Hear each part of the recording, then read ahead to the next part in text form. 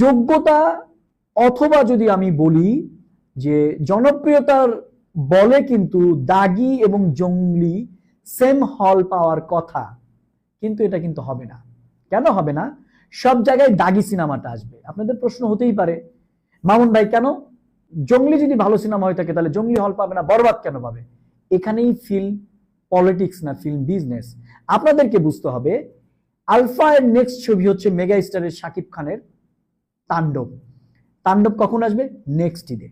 Next ঈদে যেহেতু তাণ্ডব আসবে, প্রত্যেকটা হল মালিক এই তাণ্ডব ছবিটা পাওয়ার জন্য কুরবানি ঈদে পাগল হয়ে যাবে। সেই জায়গাটাই কিন্তু গেমটা হবে। গেমটা ওই জায়গায় কেন গেমটা?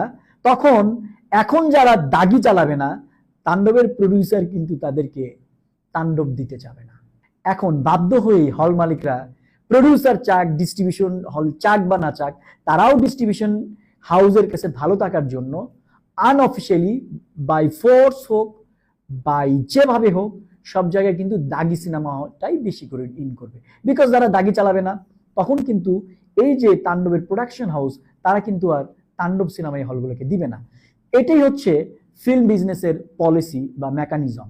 এই মেকানিজমটাকেই অনেকেই ফিল্ম পলিটিক্স হিসেবে ব্যাখ্যা করে, যে ব্যাখ্যাটা ভুল ব্যাখ্যা। আপনার